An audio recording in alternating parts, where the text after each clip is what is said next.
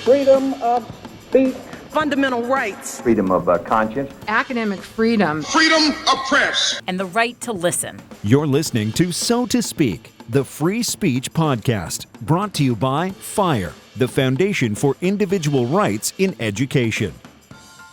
Hello and welcome to the 150th episode of So to Speak, the free speech podcast, where every other week since April of 2016, we've taken an uncensored look at the world of free expression through personal stories and candid conversations. As always, I'm your host, Nico Perrino. If you'd asked me when we started the show if we would still be going strong 5 years later, I would have been a bit skeptical. Surely I couldn't come up with 150 ideas for a niche show about free expression. But here we are. The ideas keep coming, and a growing thousands of you are still tuning in every month, so I thank you for that. Now, for today's very special show, I thought we would take a deep dive into the life and work of a man whose writings have shaped so much of how we think about the idea of freedom, not the least of which are the freedoms of conscience and expression. That man is Eric Arthur Blair. Now, if that name doesn't ring a bell for you, surely you'll recognize his pen name of George Orwell. Orwellian, Big Brother, thought crime, newspeak, memory hole. These words and phrases have become a regular, some might say overused, part of our political lexicon since the publication of Orwell's final and most popular book, 1984. But Orwell's musings on free expression and ideas of freedom in general permeate his previous and lesser-known writings as well. And who better to join us today to discuss Orwell's life and writings than the author of Orwell's authorized biography, Michael Shelden. Michael is a professor of English at Indiana State University, and if I could have dreamed up an alternative career for myself, it might have looked something like Professor Shelden's. Not only did he write an authorized biography of one of my personal heroes, Orwell, a biography I should note that was a finalist for the Pulitzer Prize, but he also wrote a biography of Winston Churchill called Young Titan, and some of you may know from my references on the past show, I'm fascinated by the life of Churchill and have traveled to Blenheim, Chartwell, the war rooms, and other notable Churchillian locations. But those aren't Professor Shelden's only biographies. He's also written award-winning ones on Mark Twain, Herman Melville, and Graham Greene. And for the cherry on top, Professor Shelden is also an Indiana University graduate, earning his PhD there in 1979. You'll recall that I was an Indiana University graduate as well. So Professor Shelden, thanks for coming on the show. It's great to be here. So to get us started, it's probably best to sketch a brief outline of the life of Eric Blair, or George Orwell. He was born in 1903 in India, where his dad worked in the Indian Civil Service. And a year later, he moved back to England, where his family lived a relatively comfortable middle-class life, didn't they?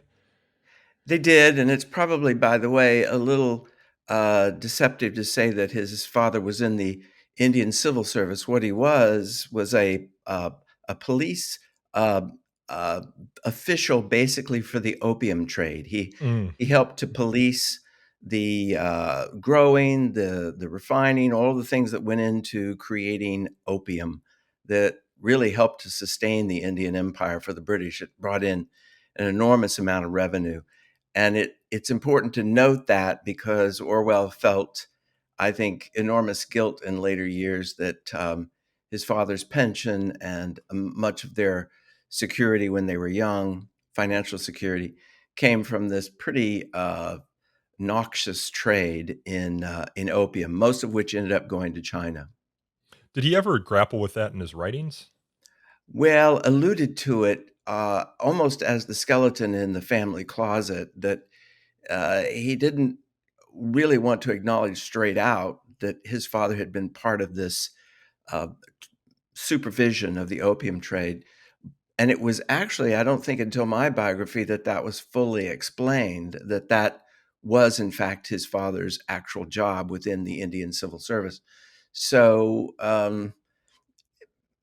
I think it was best left unsaid for many people, including some of his admirers, because it's a sticky subject once you get into it. It really wasn't something the British should have been doing at all, but they needed the money and they got a lot from it. Eric Blair spent much of his childhood at elite boarding schools, first St. Cyprian's and then Eton. How formative were those experiences for him, particularly his experience at St. Cyprian's, where, at least it seems to be suggested from your biography, that's kind of where his aversion to domineering authority seemed to first take hold, or we first kind of got an instinct for that. You're right. At Eton, he actually had a great deal more freedom. Um, since I worked on this book so many years ago, I was able to talk to a lot of people who had known him personally, and most of those people, I'm sorry to say, are dead now. But one of them, David Astor, had told me that there was a kind of a sort of liberal chaos at Eton for certain boys who were advanced in their studies already, and they were allowed so much freedom that Orwell actually liked being at the most privileged school in England. He didn't think much of the privileged life that often went with that, but he did enjoy being at Eton. What he did not enjoy was the boarding school that prepared him for Eton, which is, as you say, St. Cyprian's in Eastbourne. It's a lovely location. I've walked the grounds. There's not much left because a great fire destroyed the school, much to Orwell's glee. In the late 1930s, the fire just leveled the place. But it has a gorgeous location on the South Downs in England. And yet for Orwell, it was hell. And it was hell because he was treated savagely by the headmistress, especially, who wanted him to gain glory for the school by winning a scholarship to Eton. He did, in fact, do that, but at a great price to him. He felt bullied. He felt that, in fact, the headmistress and many of the boys at the school who were her favorites were probably the prototypes for Big Brother, the people who spy on you and push you around and say they're doing it all for your own good. Yeah, and he also seemed to resent the fact that he was there almost as a special privilege or act of charity, right? Because his parents couldn't afford the tuition, so he was there on a sort of scholarship that he seemed to grow to resent. And for the publicity that the school wanted to get more rich parents to send to send their boys to their school, they wanted star pupils who could win these scholarships to Eton or Harrow or one of the other big schools. And that's what Orwell's job was supposed to be, for the fact that he was allowed to go there at reduced fees. After graduating from Eton, he decided to go off to university, or he decided not to go off to university, I should say, in part because his family couldn't afford it. And instead, he went to Burma, where he served for 5 years in the Imperial Police. Isn't that kind of an odd choice for a man who would later become known for his sort of civil libertarianism and anti authoritarianism? Very odd. He was following in his father's footsteps at a time when he still hadn't sorted out for himself what 30 years of life in the empire would be like for him, what it had been like for his father. He didn't want to go to university because, in part, he was rebelling against the very educational system that he had excelled in. He had this natural streak of rebellion that just said to himself, I can forego this. I can make it just on my uh, studies at Eton. And in fact, that was the case with many boys who didn't have the idea of rebellion at heart. They just thought they had received enough education to see them through life at that time in the early 1920s. But there's also a secret reason for it, and that is that he had fallen out of a relationship with a young woman named Jacinta. Again, one of the people I was able to interview. She lived in what the British call a caravan, a kind of what we'd call a trailer, and it was parked in the front yard, the front garden of a house by the sea in England. And I went and interviewed her, and cats were walking all over my head because she had all these cats. She was quite a colorful character, but when she was in her teens, she was in love with Eric Blair and he was in love with her, and something went wrong. They parted, and as a kind of romantic gesture, I think he believed he would leave England for a few years, go out to the Far East, and do the sort of French Foreign Legion thing, disappear into the tropics and see what came of it. So there was that. And it cost him 5 years of his life that he ended up hating that he had been a part of that system. But again, it was part of his education for his books. Yeah, you suggest in your biography that it was his experiences in Burma that really started to develop his political philosophy and his disdain for censoriousness. Uh, you write, I believe, that he was struck by the prevalent self-censorship that occurred in Burma, and upon his return to the West, you write that, quote, he almost forgot how different life could be in a world where free expression was taken for granted, close quote. Um, it's as though he felt that imperialism sort of required a sort of self-sacrificing, and that after he got back from Burma, you note that he committed to thinking and acting freely. So what was it in Burma that left this sort of impression upon him, that he couldn't think and he couldn't act freely? Well, as he discovered, anytime you join a large bureaucratic organization that's devoted to a certain mission, this could be in business, it could be in government, you're expected to show a certain amount of loyalty and allegiance to that mission. And so therefore, if it's to make Burma a British colony and keep it that way, you can't exactly express the idea that that's not a good idea to have Burma as a British colony, that it was ungovernable. Yeah, did he go to Burma with that idea, or was it a idea that developed in his time there? I think he had little idea of what he was getting into when he went out there, but he had his mother's family had come from that area. They had been traders out there, and he just had this romantic notion that sailing up the Irrawaddy and taking his post in Burma would be a very romantic adventure for a young man. Not an uncommon idea for a lot of men of his generation when the empire was still thriving.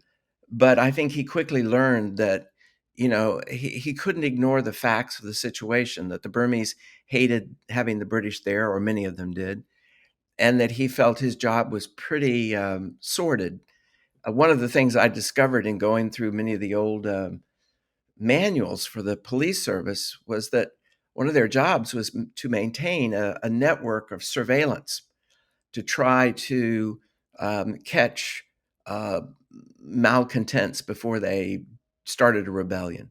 So Orwell was early on in his 20s part of a kind of 1984 system on a primitive level of supervising a society that was under the thumb of a foreign power. His next set of adventures after he came home from Burma after those 5 years, and I should note that he asked to be relieved of his commission in Burma, and it was granted. But his next set of adventures was as a tramp in Paris and London. It was sort of a voluntary poverty, at least that's how it comes across in your biography, because his family had some money and he had the means to earn it as well.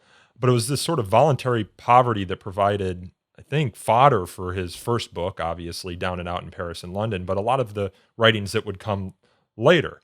Why did he give up good job in Burma and decide to become an impoverished tramp of all things? Was it purely for the literary fodder that it would provide for the career that he ultimately wanted? I think he discovered that his ambition early on in life to be a writer was worth pursuing when he realized he had made an enormous mistake going out to Burma. So when he came back, he actually was on a medical leave. He had gotten dengue fever in Burma, and it was debilitating in those days, not much to treat it. And so therefore he had a legitimate reason to return to England and be on about a 6-month medical leave. But in that period, he decided, yes, he wanted to write something. He didn't know quite what, but he wanted to write it about people who were on the other side from what he had been on as the imperial police officer in Burma. In Burma, he had been on this privileged level, and I think again it was the reflections he had in his mind about what it meant to be privileged that made him go to the opposite end of things. In this case, to become voluntarily a tramp and to wander not only the streets of London, but the countryside in order to discover what it was like to be at the bottom of society. Down and Out was published in, I believe, 1933. But Orwell's kind of development as a writer, at least it comes across in your biography, was a long time coming. He didn't grow up a literary prodigy. You, I think, make a note in your biography of noting that his early writings left something to be desired, and it was only through the development of his craft that he became really one of the best essayists and polemicists the world has ever known. So he wasn't like a Mozart. He wasn't born a brilliant writer. Would you say that's true? I think he had a native talent for writing, but he had a big obstacle in his way, which was he had become so committed to fact. He loved hard fact, truth. He loved the things he said that are right under your nose that you should see, but we often don't see. And so that's probably not the best thing to feel when you're going to write fiction because it's not fact. So he struggled wanting to write novels because that was the predominant form for commercial success.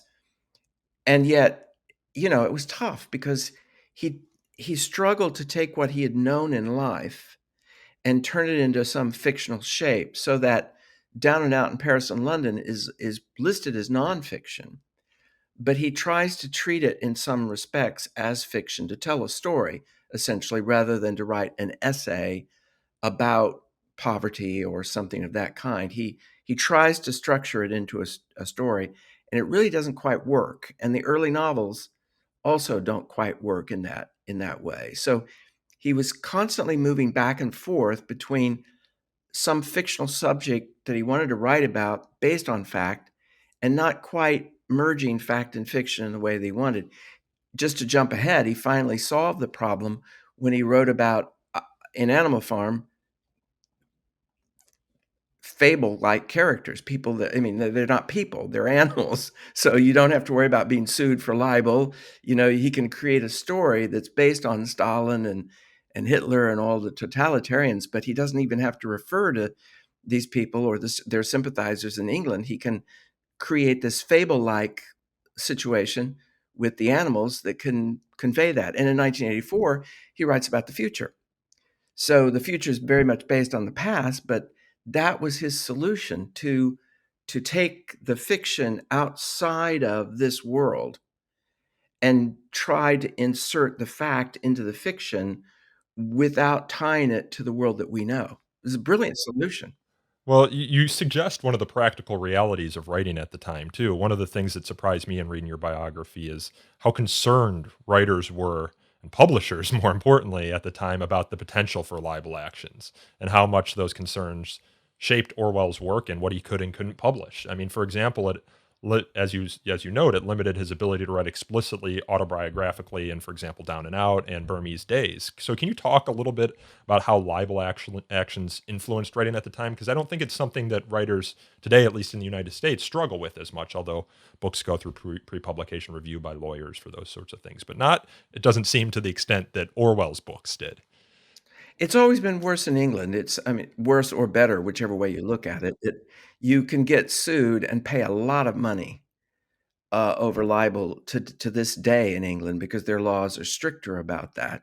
So the publishers in those days who were operating pretty much on a shoestring, like Orwell's publisher, who was Victor Gollancz, who ran a very small house, they lived in fear of losing massive amounts of money in a successful libel suit. So they were extremely careful and wanted to make sure that Orwell wasn't taking too much of what he had known, for example, in Burma, and putting it into Burmese Days, even though many people did recognize certain characters and other things from Burma out in Burma. They read the book out there and they thought, oh, I see, this is based on so and so. But it was tricky because you really could pay a huge financial penalty. And it wasn't just Orwell, it was many people. But Orwell experienced it in a greater way because he was trying so hard to merge those lines between fiction and fact. We're in the 1930s now, and one of the things that struck me about your biography is it didn't seem like the Great Depression had a big influence on him, or at least it wasn't discussed much in the biography. Obviously, the Great Depression had an effect on us here in the United States, but it was a worldwide depression as well. So, was there anything that from the Depression, that era, that influenced Orwell and his career trajectory, or was it something that he was able to skirt more or less? It was, in fact, of course, a worldwide depression, but a little bit better in England, not quite the impact on English society that it was on American society. In fact, whereas America went toward a very liberal administration with Franklin Roosevelt, the British ended up with Stanley Baldwin, who was a conservative character, a Tory, and that then led to Chamberlain and to Churchill. So it wasn't quite the same situation in England, and therefore though poverty was clearly a problem and many people were disadvantaged, it didn't register as much in Orwell's life or the life of most people in Britain until the war came along, which really had much greater damage on the British economy than certainly we had in America on the war. We suffered during the Depression. They suffered during the war and afterward. In 1936, Orwell set out to fight in the Spanish Civil War against fascism. And this was an important experience for Orwell for many reasons, not only because he was, of course, shot in the neck, but also because of the group he was fighting with. I believe it's pronounced the POOM, right? Mhm. And that group became outlawed, and he and his wife, Eileen, were surveilled and had to go on the run. And it gave Orwell, at least as I understand it, one of his earlier impressions of the motives of the Soviet Union and its international effects. Later, Orwell published Homage to Catalonia about his experiences, but it wasn't easy for him to publish Homage to Catalonia because of his criticisms of the communist and socialist factions in the Civil War, Spanish Civil War. So, can you talk a little bit about that? Well, just to go back to our discussion of the economies, even though Britain was doing a little bit better in the Depression than the United States, um, there was a great deal of attention given, especially by the intellectual class, to changing the economy, making it more socialist, and certainly a lot of sympathy for what was happening, seen as a true revolution in Russia under the Soviets. And so Orwell began to try to figure out where he stood in all this. And at one point, he thought, well, perhaps socialism, not of the Soviet variety, but a more homegrown English variety, would be the future. And just because there was no great struggle in England at that time over, trying to change the society radically, he went to Spain to try it there, to be a part of a radical transformation of Spanish society. Didn't work, and he learned that it wouldn't work probably, and he learned it painfully because he joined a group that was they were more anarchists and libertarians than they were true communists, but they were aligned with the left. And because they weren't quite pure in their ideology, they quickly became a target of criticism in Spain by the Soviets and their sympathizers, who targeted them in the end for persecution. Some of their people were arrested, died in jail, were executed. And Orwell got caught in the middle of all that. And it was like waking up in a nightmare to realize that whatever you called your movement, whether it was socialist, communist, capitalist, this lust for power and to regiment everyone in society and issue orders and make them all do the same thing, that was the thing to be afraid of. And regardless of the ideology, it came to the fore. And he realized that. And that really galvanized his attitude as a writer, that he then, from that moment on, wanted to write about people who weren't just under the thumb of someone, but even when they were living in a fairly free society, felt that they couldn't speak freely, that they couldn't always voice their opinions. So that today in England, there is a quotation of Orwell's carved into the wall of the BBC headquarters and next to a statue of Orwell. And they seem to be very proud of this, that Orwell once worked for the BBC, which we'll get to later. Yeah, I've got a question about that. And the quote is, if liberty means anything at all, it means the right to tell people what they do not want to hear. Seems like a fairly simple statement. If liberty means anything at all, it means the right to tell people what they do not want to hear. But it's the most radical sentiment I can imagine, because imagine if you or I left this conversation and devoted ourselves for the next year to telling everyone exactly what we thought, whether they liked it or not. We'd end up probably with no friends, and maybe we get fired from our jobs and not be employable, because people don't really want that. They don't want to hear that. And that's why it's such a radical sentiment. And it's still a question of whether we'd be better off always telling the truth or shading the truth or downright lying.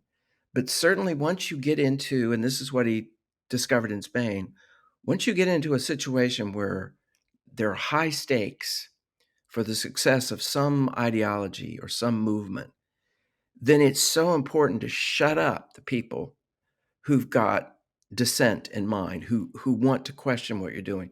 You have to shut them up, because if they keep talking, they may take your followers away from you.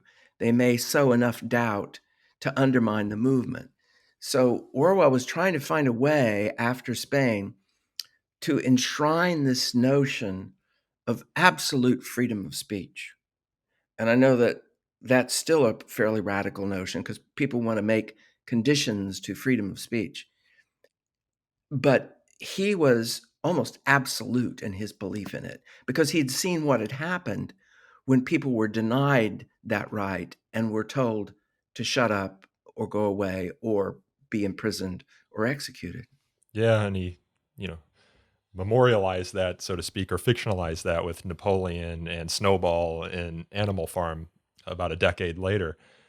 The thing that strikes me is that he absolutely lived this motto too, for the most part, right? I mean, he could have made a lot more money by being a more doctrinaire socialist. He could have pleased his publisher, Victor Gollancz, would have gotten a lot more books and essays published, but he bucked the trend. And that's his in-group, so to speak, the Gollancz and the other left-wing writers and intelligentsia of England. I mean, he had no trouble cutting against the grain with them. And that seems to be a thread throughout Orwell's writings, is that despite his socialist sympathies, he was not a party man or a man of faction. He was unwavering in his criticisms where he thought criticisms were warranted, particularly criticisms of Stalin's regime in the Soviet Union.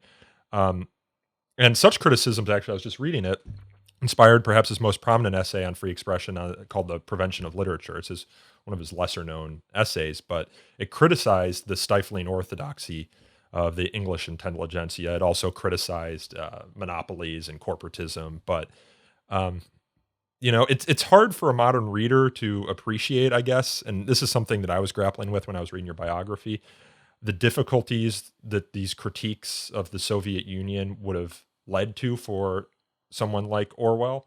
In our time, there's no trouble that comes from criticizing Stalin or Hitler or, any other authoritarian leader. But at the time, there were sympathies, or if not for how these regimes manifested themselves, at least for what they were trying to achieve. So can you help us understand that zeitgeist? I mean, speaking of Animal Farm, he had a dreadful time trying to get that published, right? It was only when he went to his fourth publisher or fifth publisher that he was able to get it published, precisely because of the parallels that he was drawing with his fictionalized Animal Farm and the Soviet Union. The thing to bear in mind is that the sacred cows in society change from generation to generation. Yes. And for many people, Stalin had become a sacred cow because he was, in their delusion, he was seen as the champion of the ordinary person, building a model society in the Soviet Union. In fact, he was one of the most murderous dictators in history, and it was destroying the Soviet Union from within. But if you said that in the West, they thought that automatically put you on the other extreme as being the robber baron capitalist type who didn't give a damn about the poor or the oppressed. So there wasn't a good middle ground. But we see that today. I mean, if you are a Republican, a Democrat, a progressive, whatever you are, it's not always very safe to try to question your movement, because others will quickly regard that as being disloyal and somehow undermining the movement. So the sacred cows today are certain things that the media say are now wonderful. But if you question that, you'll get into the same trouble that Orwell did. It's difficult to publish books today, not, as you say, on Stalin or Russia, because that belongs to the past as far as many people are concerned. But we still have people that if you questioned, because they're so widely accepted, you would get into enormous trouble. I remember Chris Hitchens, who I got to know a bit, I've got a picture of him on my wall. Yeah, I don't know if you can see that. Yeah, he's Yes. riding through Central Park without his feet on the pedals, which I guess was a petty law that they had in Central Park. You had to keep your feet on the pedals. And he did a feature story, I think, for Vanity Fair where he just broke all these petty laws that New York have. And so it's a beautiful picture. I got it from the actual photographer Yeah, himself of just like what it means to buck authority. that's Chris. And he was, Yeah. he was a great admirer of Orwell, wrote a book called Why Orwell Matters, which is very good. But Chris, think about him criticizing in a whole book, Mother Teresa. I mean, which talk about he sacred, titled The yeah, Missionary Position. yeah, talk about sacred cows. I mean, that's the point. You want to be able to take on any figure of authority, no matter how respected they are, because of the principle at stake, which is that dissent is crucial to liberty. If you don't have a large number of people in your society who feel free to question the prevailing orthodoxy, or as Orwell once called it, all the smelly little orthodoxies of this world. He actually used that phrase to refer to what he believed was groupthink. And of course, we still have that problem very much with us. And its effects can be so corrosive.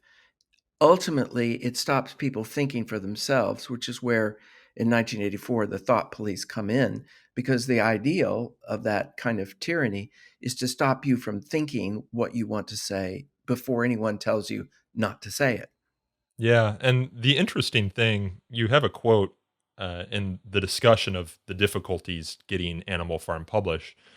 There was a whisper campaign almost to try and prevent other publishers from taking the book after Victor Golan's refused his option to publish it, and Orwell recognized this and wrote that to write in plain. Well, no, that's not the quote I wanted to. Where's the quote here? I scrolled just too far down on my notes. He said, "Circus dogs jump when the trainer cracks his whip, but the really well-trained dog is the one that turns his somersault when there is no whip." And that seems to be kind of a theme in his thinking about free expression. He he wasn't as often concerned, although he clearly was, with the officialized, top-down, blunt hammer, brutal sort of censorship that we think of. The government, this big Goliath coming down on the David. And while that does exist, he seemed to be also concerned with the more subtle. It's like this culture of censoriousness that becomes baked into the personal psyche through subtle forces. And he experienced this when he was at the BBC. We talked about that earlier. He was working on the Eastern Service there. And you're right, it was the routine, institutionalized nature of the censorship at the BBC that Orwell found intriguing and depressing.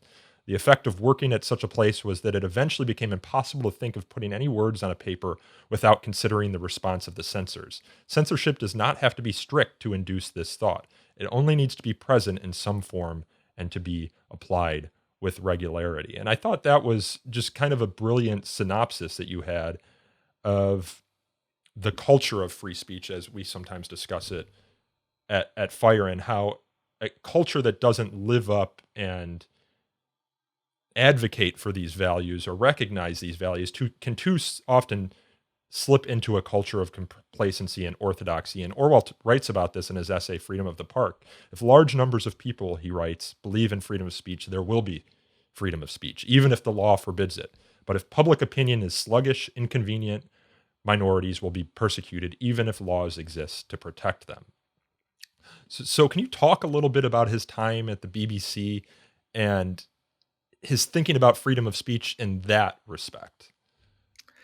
It's funny. I've done a lot of interviews with the BBC and with the CBC in Canada over the years, and they all believe that they're following Orwell's model. They all believe that they're out to tell the truth. Everybody likes to think that, and they are reluctant to see how they have censored themselves in taking certain viewpoints that are accepted largely in society. What you need to do in order to be a true figure like Orwell is voice the opinions that are not popular, the opinions that don't have a constituency, that in fact are maybe outrageous. That takes guts, that takes courage. And Orwell did it in his life, he did it in his writings. It seems today yes, as you say, it wouldn't take that much courage to point out that Stalin was a thug. But when Stalin, at the time that Animal Farm was being circulated for trying to find a publisher, when Stalin's forces had formed the Eastern Front to try to crush to crush Germany, he was seen as a hero, and the Soviet army as a heroic effort to spare British and American lives so they wouldn't have to fight their way into the streets of Berlin.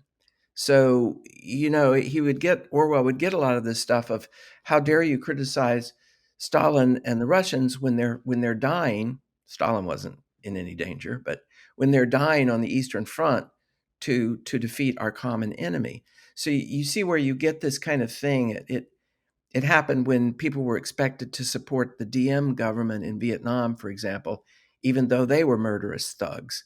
It's my murderous thug is better than your murderous thug kind of thinking. And you have to be the one person who says, why do I need to align myself with any of these murderous thugs? And when you speak like that, you destroy whole policy initiatives. You undercut things that people have invested their lives in or their careers in, and they don't like that, and they will come after you like nobody's business. And that's what Orwell discovered. As I said, the sacred cows change from generation to generation. It's not attacking Stalin that was the issue. It was attacking someone you were not supposed to attack at that moment in time. And we have at least 24 of those things in our society today. And woe begone the person who's going to say, I raise my hand, I will voice the opinion that is rarely voiced and see what happens. And as we now know, through media of all kinds, you can get silenced pretty quickly. Yeah, there's that famous meme that goes across the internet of the crowd of onlookers raising their hands to Hitler, heiliing him, and then there's the one guy with his standing in the crowd with his arms crossed. It almost seems like George Orwell, at least within his literary crowd. But there's the great. That's a perfect example. But the great skit in Life of Brian, the Monty Python film, where the supposed Christ-like figure says to a huge crowd, "You all need to think for yourselves," and they repeat back to him, "We all need to think for ourselves." I had seen in your biography that you had interviewed John Cleese, who has turned out to be one of the biggest advocates for free expression in England. A guy I'd love to interview one day. He's getting older at this point, but this kind of sense of not being able to buck your community or buck your faction. I mean, it speaks to kind of the tribal nature that we all have and the uniqueness of someone like George Orwell, who seems to be so confident in himself that he doesn't need that sort of community or that sort of praise from the people that he respects or maybe doesn't respect. But the one thing that was kind of interesting to me in your biography is how much he really bought into the war effort when World War II broke out. Like, he wanted to do his part. It just seems like that one point in his life where he does kind of go with the flow, right? He does kind of go with the flow of society. So can you talk about that and what might have motivated him to do that? Was it Hitler? Was it the particular threat of fascism, which he had fought against in Spain? Or was it the motivating words of Churchill? It's actually interesting in your biography. I was looking for the name Winston Churchill to come up. It never came up. So I'm kind of curious to also get your thoughts, what he thought about Churchill. He didn't think too much of Churchill as a person, because people don't realize, if they don't know Churchill's history so well, that up until the time he became prime minister in 1940, most people considered him a phenomenal failure because of the way he supposedly had bungled the Gallipoli expedition in 1915. But we won't get into all that. Yeah, I could ask you whether you think it was a brilliant tactical move or doomed to failure. The sad fact is, he was at the Navy. He was organizing the attack on the Strait of the Dardanelles. What happened after he lost his post at the Admiralty was that the military, the army, got involved in trying to secure the peninsula, the Gallipoli. And so therefore that fiasco really wasn't under his watch. but he was blamed for starting the whole business, which to some extent is true. He did come up with this idea of trying to get through the Dardanelles and attack Turkey, Germany's ally. But we'll push all that aside, Yeah. only to say that once the war started and the bombs started falling, it's pretty hard to remain pacifist or neutral when friends are being killed on the home front because of the German bombing. People forget that for almost 60 nights straight in September and October 1940, London was bombed every night, and great fires broke out. Thousands of people died in horrific deaths. And Orwell was sympathetic to all of that and wanted to stop that, as many people in Britain did. So there was yes, he was mobilized in his own mind to join the war effort to stop Hitler. No question about that. That was pretty easy to do. It was this question of whether Stalin was an effective or even a desirable ally that created the problem. And even within the war against Hitler, he wanted to be able to point out things like the questionable nature of bombing Dresden, for example, or bombing German cities to the extent that they did in firebomb campaigns. So you always need somebody. I'm surprised societies don't realize this. You need someone like Orwell who's fearless. And I noticed one point recently, a few years ago, that some labor leader in Britain was questioning Orwell's commitment to the Spanish Civil War, that he went there just because he wanted to gather material, which is not the only reason he went there. But they were sort of questioning him as not being a true friend of the working class. And I said in a video lecture I gave about that it was interesting in the entire article about how Orwell wasn't working class enough. They never mentioned that he paid almost with his life in Spain for this cause. He got a bullet through the throat and barely survived. Talk about facts, once you mention the fact that Orwell, unlike many people, didn't go there merely to posture. He fought in the trenches and was severely wounded and nearly died. Once you point out that fact, it becomes a little harder to say, well, he wasn't committed enough. How much more committed do you need to be, Didn't right? he also want to go back too? But the situation with the Poom kind of became, Yeah, he was a wanted man, so he had yeah. to they were gonna kill him. That we now know that from the various archives that had opened up in Russia, that he was a wanted man. He knew it, and probably would have been at least imprisoned, if not killed, because he was dangerous as a writer who was speaking out against the Soviet presence in Spain. I want to talk a little bit about his experiences with censorship in England. This is to say, government censorship. One of the kind of quirks of this whole discussion is that his wife Eileen worked for the censorship department in Whitehall during World War II, which I found to be unique. She didn't censor him, at least there's no suggestion of that. But wartime censors did. For example, one of his what was it called, the London Letters columns was censored for a bit he had about the lynching of a downed German pilot, which I think you write in your biography he might have inserted just to kind of test the censors.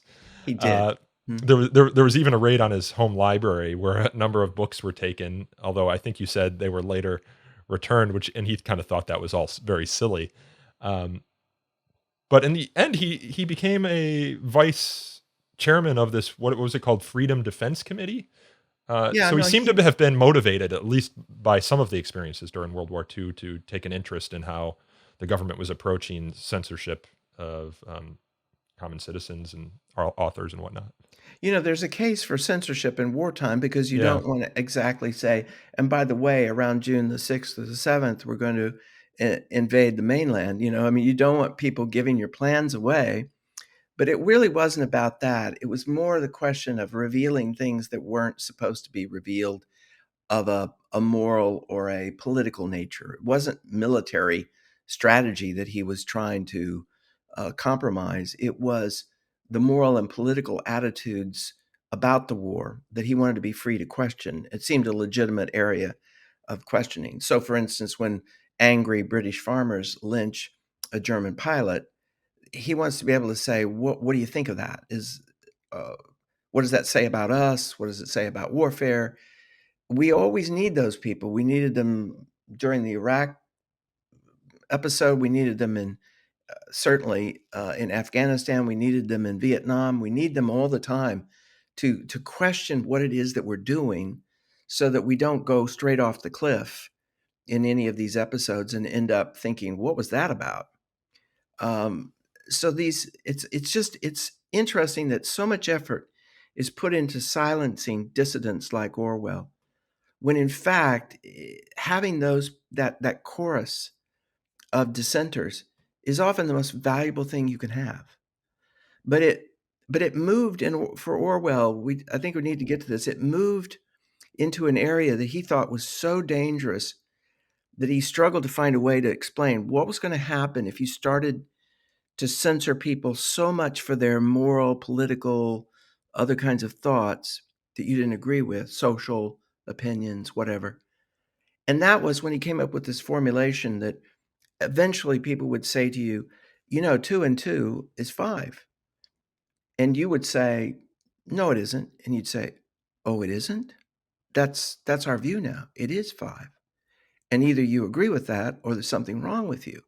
He worried that you could actually end up, and he talks about this in The Prevention of Literature, by the way, with scientists, with respected people who normally would need to work with numbers to fire the missile for the dictator, that they would finally be persuaded that if told, they would say, yes, 2 + 2 = 5.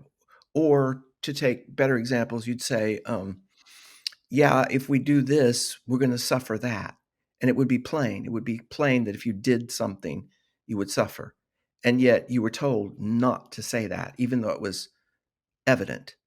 So what he uses in 2 + 2 = 4 is it's the most, literally the most elementary kind of equation. And yet you would be told you can't say that equals 4 because that's not the party line. Yeah, it's actually interesting that you bring up the difference between the humanities as we think of them and then science, because you're starting to see a little bit of the politicization of science as well. We've talked about it in past episodes.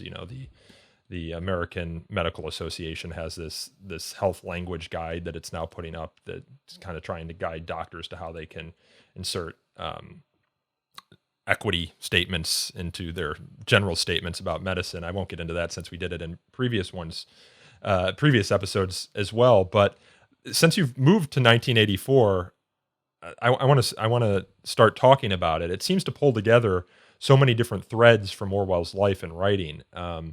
We talked earlier in this conversation about Big Brother kind of being a callback to Mrs. Wilkes or Flip, Weichels. I forget her name.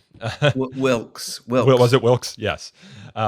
Surely the Ministry of Truth had something to say about England's Ministry of Information. There's allusions to, of course, disinformation campaigns. What was Orwell trying to accomplish or say with 1984? Because you're skeptical that he was trying to predict the future, right? Was he just trying to do to put together in a novel form his political philosophy in kind of the way that maybe Ayn Rand did with The Fountainhead or Atlas Shrugged? Or was he trying to do something different here? I think the future is the last thing he was interested in as a futuristic science fiction thing, where 1984 not that far in the future from 1948 when he wrote it. He just switched the digits, he took the 4-8 and switched it around because it wasn't originally called that. It was called The Last Man in Europe. And it was more about the fight to resist these forces of censorship and tyranny in that post-war period. And if you read it that way, it's very much sort of a World War II or post-World War II book with rationing and, intermittent bombing and domination of the world into superpowers, all those things that were emerging at the end of World War II. So it's very much a 1948 book is what it is. But as I said earlier, putting things far enough into the future freed him to be far more outspoken than if he had said it in contemporary Britain in 1948 and seen things as they were at that time in a kind of box. The future enabled him to open that box up, to spread it out back to the past and as far in the future as our period. It's amazing how much 1984 still speaks to us today. But it's partly because of his work, by the way, at the BBC, where he understood in the early attempts at the BBC to create television. They were the real pioneers. They had a working television transmission in the late 1930s. But he was aware of that work, and I think he understood how going forward into a future that was still pretty dim, you could get to the point where there would be a kind of a mass digital transformation of society, which is what we're seeing, where you would go from the analog period where everything was, if you wanted to play a record, you had to put a record on a turntable, to a period now where if I want to play music, I press a button and the music's a file. So I don't even have to see the record album. It's just there. Or I don't have to read a book anymore. I can flip through it on a Kindle if I want to. It's, in other words, we're being freed from a lot of that analog culture. And that makes censorship so much easier because you can delete accounts, you can change words, you can airbrush things. And of course, Orwell was fascinated by the attempts of Stalin to airbrush his enemies out of pictures where he'd once stood with them. Yeah, the Commissar Vanishes. I believe Yeah, is the name of that Commissar book. Vanishes. So you see, in 1984, he's able to talk about all those things, but they're rooted in 1948 and in his own past. But he found, and this is the brilliance of it, he found a way to do, I think, what every writer wants to do, really open up, to be free to say pretty much what you want to say because you feel that the forum is right, the tone is right, the style is. And I'm not talking about just censorship. I mean finding your voice as a writer. And he certainly found his voice in the essays leading up to 1984 and then in the book itself. And all of this is happening at a kind of warp speed based on what happened to him in the 40s that as I say, galvanized a lot of his thinking, so that even though he was dying of tuberculosis as he wrote the book, he pushed through to the very last minute. And the book is published 6 months before he dies because he feels so desperate that not only does he need to get this message out, his time has arrived as a writer. He knows that. He feels it in his bones. And he's finally found a way to say the things he always wanted to say. And I think for every great writer, there is that moment, where you sort of think, yeah, I was hitting on all cylinders. I finally found it, and I think that was the case with Orwell. Yeah, it's such a shame, right? Because I'm reading your biography and it talks about all the sales figures for his previous books, Burmese Days, The Road to Wigan Pier, Down and Out. And they're a couple thousand here and there, right? And then he gets Animal Farm, which is this huge success. It also seems to be so different from everything else that he's written. So the suggestions that maybe Eileen had a hand in that, I think, are interesting. Eileen, his wife, who passed away at 36, and we can talk about that, I guess. But and then there's 1984, which was published. I think it was June of 1949. He died in January of 1950. It's just such a shame that you lose him right then when he seems to start producing his best work. But in a certain sense, and I've always kind of had this feeling that when you lose someone too soon, they take out a larger than life persona. You think of it with assassinations of John F. Kennedy or Martin Luther King or Abraham Lincoln. That when you lose someone, when they go out on the top, they seem to have a staying power that someone who slowly drifts away does not. But I do think he did predict the future in a certain extent about 1984, even if he didn't intend to do so. You can look at what's happening in China right now, where you have the tennis star Peng Shui, who criticized the former vice chancellor of the Chinese Communist Party, or vice president, I should say, of sexual misconduct, and then she just disappears. You can't even find her name in China, right?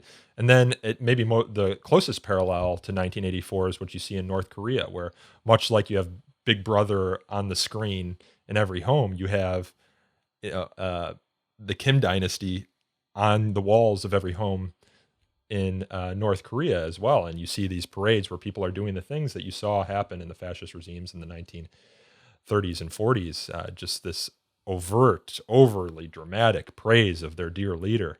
So he was right on a certain sense, but then he was maybe, it was some of the disinformation campaigns take more disinformation routes, like what's happening with Russia right now. Anyway, we could draw parallels between 1984 and regimes all day, but it is interesting to see that right after Donald Trump was elected, the book was on the bestsellers list again. So it seems to be that when people have concerns about their civil liberties, people return to 1984, and it's a shame that he never really got to see the success of 1984, right? I mean, it was a pretty early success, but he died 6 months later, right? Well, yes, and not only that, but even before Trump in 2015 and I believe 14, when early revelations of the amount of data collection being done by the government, by the NSA, um, raised fears. Then suddenly, 1984 shoots to the top of Amazon, and at one point there was a bit of a brouhaha because I think inadvertently, but who knows, 1984 disappeared from the Kindle a few Oh, years geez. back, and people thought, "Uh-oh." We're But it living is, it. yeah, it is true that, if a certain film, like Gone with the Wind, becomes suddenly unacceptable to people because of the way it portrays race, there now is the fear that the film is accessed by so many people, digitally, not because they have the DVD anymore or whatever. So that there's a fear that certain things could just disappear, that people would go looking for them and would not find them unless they collect them and hold on to them. So I think, That's like what happened with Dr. Seuss yeah, recently. you could do any one of these things fits that mold. So it's what Orwell saw was a tendency that was just a tendency when he was writing the book, which has gotten fueled by all these events of recent years to become a real movement that we need to be worried about. The willingness of our betters to tell us what we can say, read, write, whatever. And that's the brilliance of 1984. I think when I wrote my biography in the early 90s, people said, well, Orwell's probably had his day. 1984 has come and gone. The Soviet Union has fallen. They saw him as a Cold War figure. But since then, he's become far more of a prophet about what happens when societies start to toy with that 2+2 equation and suddenly tell you it's 5, that they've moved into this digital future where numbers and everything can be manipulated in a way. The on-off toggle switch can be manipulated so that you are told this is the way it is. You think, I found Gone with the Wind at your site last year. Where is it now? Oh, it was never here. I mean, I could easily see people saying, well, what movie? What did you say it was? Gone with the what? That's the real fear at the basis of this, that things would disappear. And remember what Winston Smith's job is. He puts things down the memory hole in 1984 at the Ministry of Truth. Information, which is Yeah. Ministry of Lies, Ministry of Truth. Do you think Orwell would have hated how he's kind of become a stand? I mean, he's now become an adjective, right?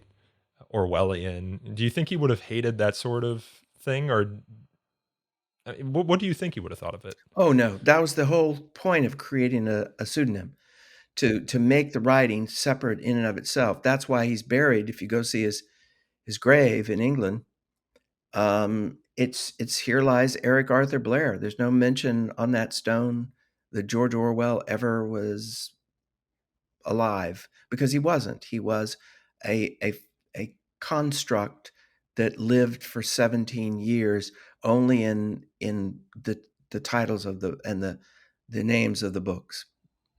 So I have to ask you, because I visited Islay off the coast of Scotland, and taken the ferry past Jura. And I don't know if you've been to Barnhill. I have not, but I've seen Jura, and it is a bleak place. I mean, it's beautiful, I'm sure, at many times of the year. But if you're in those oceans taking the ferry, went to Islay because I like whiskey, and if you like peated whiskey, that's where you go. But I almost looked at that island and thought I could see how someone could live there and write 1984, which is what he was doing. He was at the end of the earth as far as he was concerned. And it is a beautiful island. And by the way, if you like whiskey, there's now a Jura brand of whiskey that's doing pretty well. I've been all over there to Skye and all those places. They're magical if you don't mind it raining all the time. Yeah, I went in May, which is the perfect time of year to go because it's light for most of the day. The bluebells are glowing, but the seas are rough. And you could just see them crash against the cliff faces. And if you look at Jura in particular, you can't see any sign of human life when you're going by it. And I think you can still rent out Barnhill, and it's much the same as it was during Orwell's day. It's still no electricity. You have to cook on a gas stove. There is a generator now. Oh, is there really? Yeah. But you can see how if you're sitting there typing, it's easy to type as the title of your book, The Last Man in Europe. Yes. Because you would feel that at the end of that island. I want to ask you as kind of a final question here, what it was like to write the biography of Orwell, because he's taken on sort of mythic status, right? And people have their impressions of him. And then it's your job to tell them the truth about the man. It was also interesting that you could write about a guy like Orwell while many of his contemporaries are still alive. Your book came out in 1991. So can you talk about that experience? I always like hearing about the experience of creation, especially in a project like this. It was like living another life. I feel that way I've written 6 or 7 biographies, and I feel like I've led 7 or 8 lives at least, because you get immersed in this other life and you get to know it. So that, for example, talking to you today, I don't have to look at anything to reference anything. It's almost like I'm talking about my grandfather or something, I was worried when we were doing this. I was like, he wrote this book 30 years ago. Is he going to remember? Well, I revisited it for the great courses out of DC where we did a whole series on Orwell, updating my biography by these video lectures I gave on his life. So it stayed with me, and I'm asked to talk about it all the time, but it really was as though I had entered someone else's life and acquired at least a grandfather. So I think we have to leave it there. We're about an hour in. I want to thank you, Professor Shelden, for taking the time to do this. I know it's the end of your semester and you must be a busy man, but I think this is a fascinating conversation. I'm glad we got to do it for the 150th episode of So to Speak. Thank you. That was Indiana State University professor Michael Shelden. His authorized biography of George Orwell is simply called Orwell. This podcast is hosted, produced, and recorded by me, Nico Perrino, and edited by Aaron Reese. You can learn more about So to Speak by following us on Twitter at twitter.com/freespeechtalk or liking us on Facebook at facebook.com/so-to-speak-podcast. We also take email feedback at so-to-speak@thefire.org. And if you enjoyed this episode, please consider leaving us a review on Apple Podcasts or Google Play or wherever else you get your podcasts. They help us attract new listeners to the show. And until next time, and I should say next time will be in the new year because I'm taking a slight break here for the holidays. Until next time, I thank you all again for listening.